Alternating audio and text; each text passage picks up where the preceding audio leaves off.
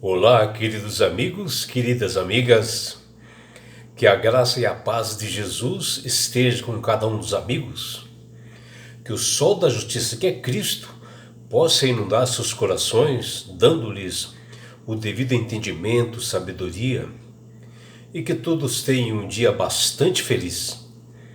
Vamos à lição de hoje, terça-feira, 2 de setembro de 2025. A lição 10 de hoje, ela tem como título Poder para Obedecer. E a lição de hoje, ela está baseada no livro de Ezequiel, capítulo 36, dos versículos 26 até 28.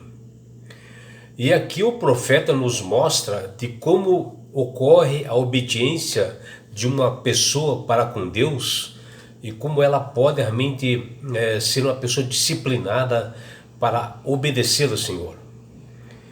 E só é possível acontecer isto quando esta pessoa abre o coração a Deus, né?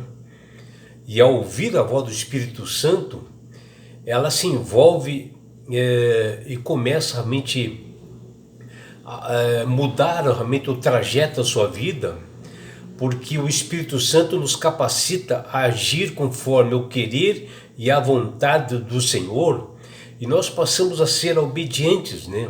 A refletirmos, né, o que Deus quer, o melhor para nós, para nos levar à salvação. E assim Ele transforma o nosso coração, a nossa mente, e dá um coração novo para cada um de nós. E Ezequiel, ele descreve, narra essa promessa divina aqui no seu capítulo 36, e ele diz que para o povo de Israel que Deus faria uma renovação na mente de cada uma das pessoas israelitas, e que ele removeria esse coração de pedra e colocaria um coração de carne. E vejam, né, que Deus ele insistiu em 3 ocasiões com os israelitas para querer transformar esse povo para que eles fossem obedientes, né? Onde eles, o próprio povo, declarava fervorosamente que eles obedeceriam a Deus, que está lá em Êxodo 19:8, Êxodo 24, versículos 3 e 7, que eles realmente iriam obedecer ao Senhor. Porém, pouco tempo depois eles estavam pecando, né? Porque a obediência ela é importante, mesmo que as Escrituras falem que de todos nós, que nós temos uma estrutura falha, né?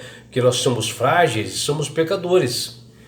Mas a verdade é que Deus tem esse poder de modificar as pessoas. A boa novidade é que Deus ele ordena, ele nos capacita a fazer a sua vontade e sermos obedientes, né? E o profeta Ezequiel, aqui nesse capítulo 36, assim no cerne do resumo que ele coloca, assim, teológico que ele coloca ali, ele deixa bem claro, ele deixa bastante claro ali, que Deus pode realizar um transplante de coração, ou seja, a retirada desse coração de pedra e colocar um coração de carne, um coração de amor, de bondade, de misericórdia e, acima de tudo, de obediência, né? E nós podemos, é claro, né, decidir, porque Deus dá essa possibilidade, esse livre-arbítrio, né, das pessoas decidirem seguir a Deus ou não, né? E quando você decide realmente de segui-lo, ele, através do Espírito Santo, ele realmente ele muda realmente as pessoas. E quando Deus tirou ali o povo de Israel das trevas, daquela escuridão ali do Egito, de imediato, assim, através do seu líder Moisés, Deus expôs os mandamentos e estatutos que eles deveriam realmente obedecer.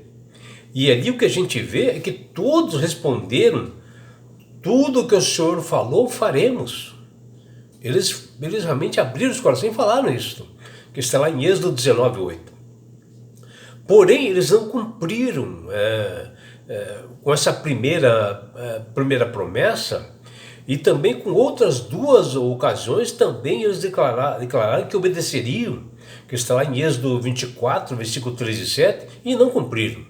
Mas bastou o primeiro confronto assim com seus costumes, os seus gostos assim pela vida, e muitos deles não convertidos dentro deles, eles acabaram rejeitando as ordens do Senhor. E assim, a obediência, ela é um dos assuntos assim mais importantes das Sagradas Escrituras, para nós reconhecermos essa autoridade de Deus, a soberania de Deus, que Ele faz as coisas para o melhor nosso, e Ele faz por amor, porque Ele é criador e mantenedor do universo, Ele é conhecedor das coisas, e Ele faz o melhor. E assim são mostradas assim, várias vezes para nós, né, que nós temos uma estrutura frágil, né, pecaminosa, e que nós estamos deteriorados pelo mal e que nós precisamos de mudança. E esta verdade triste, né, de nós como seres humanos, ela aparece não só lá ali no Antigo Testamento, como ali através do povo de Israel, mas durante toda a história do seu povo e até nos dias de hoje. E para nós seguirmos assim uma fidelidade constante, plena, e obediência a Deus, é somente através de uma decisão diária que nós devemos ter, numa consagração de fé e de confiança ao Criador, que Ele, Deus, nos capacita na transformação. E esta atuação, essa ajuda, ela não está dentro do nosso interior ou em nós mesmos. Ela vem de fora, ela vem pelo poder da obediência que nos permite viver segundo os propósitos divinos, que é feito através do Espírito Santo. A obediência só ocorre e só é possível quando Deus, através do seu poder, transforma a nossa mente, o nosso caráter, o nosso ser, e nos capacita a executar a sua vontade, o seu querer, e passamos a ser obedientes. E assim nós não devemos nos esforçar por obedecer por si mesmo, né? Mas nos esforçarmos em pedir que o Espírito Santo atue, que o Espírito Santo nos ajude, que nos motive a obedecer o Senhor. E assim como água pura, né, o Espírito Santo, ele é derramado a fim de que nós sejamos a habitação de Deus no nosso coração. E Deus diz ainda, olha, porei dentro de vós o meu Espírito e farei que andeis nos meus estatutos, guardei os meus juízos e observeis, que está lá em Ezequiel capítulo 36, versículo 27. E foi esta verdade que o profeta deixou a todos nós, assim, onde somente Deus pode fazer um transplante de coração, uma mudança de atitudes em nós. E a obra do Espírito Santo, ela implica, assim, primeiro em uma mudança na nossa mente, né, no nosso coração, ou seja, um reavivamento espiritual que a própria Bíblia diz lá, ó, dar-vos-ei um coração novo e porei dentro de vós um espírito novo.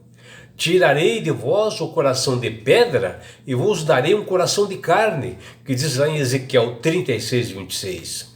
Para só então haver uma mudança de comportamento, de hábitos, pensamentos maus, mudança de caráter, uma reforma que é feita em nós, que o próprio Deus diz lá, então vos lembrarei dos vossos maus caminhos e dos vossos feitos que não foram bons. Tereis nojo de vós, mesmo por causa das vossas iniquidades e das vossas abominações. Está lá no livro de Ezequiel, capítulo 36, versículo 31. Viram, amigos, que coisa pesada que Deus fala aqui em Ezequiel? É algo para nós refletirmos e haver uma mudança na nossa vida. Mas Deus só fará a sua obra em nós se nós quisermos, né? Ele respeitará cada decisão de cada pessoa. E esse é o nosso papel. Nós temos que fazer a escolha de se render ao poder de Deus. E isso é diariamente. Quando nós nos entregamos ao Senhor devido às nossas fraquezas, e Deus nos tornará fortes. E é por isso que o apóstolo Paulo disse: quando sou fraco, então é que sou forte. Que está lá em 2 Coríntios 12, 10. Né? Quando nós olhamos aqui em Ezequiel 36, versículo 24 a 30, observando assim todas as vezes que ocorre a palavra eu, né? No caso Deus, ele traz de volta, ele purifica, ele tira. O Deus que põe, ele faz com que você possa observar fielmente a sua lei. O que ele está fazendo, você também fará, porque ele, Deus, capacitará cada um de nós. E ele se identifica com cada um de nós. E você começa a conectar intimamente a ele, e as ações dele serão suas ações. Aqui há uma união entre Deus e nós. E será uma dinâmica constante quando nós abrimos os nossos corações pela poderosa atuação do Espírito Santo e vibrante. E é por isso, meu amigo, minha amiga, que Deus tem falado, clamado através do Espírito Santo para todas as pessoas para aceitarem a Jesus como Salvador e Senhor.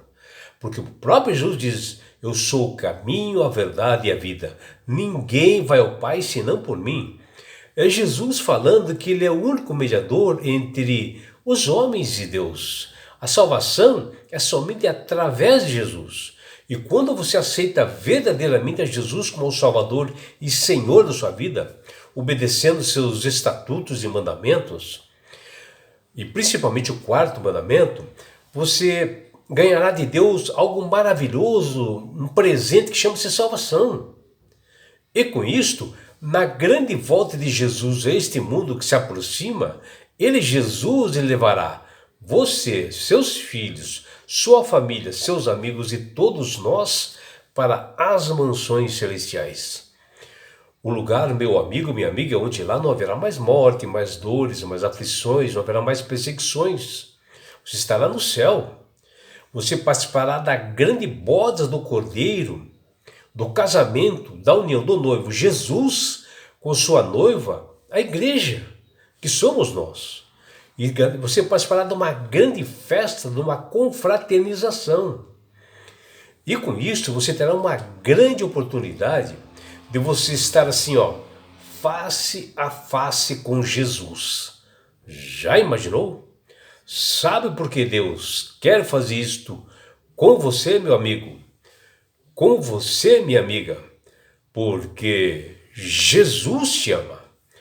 Abraços do seu amigo João Carlos Amorim.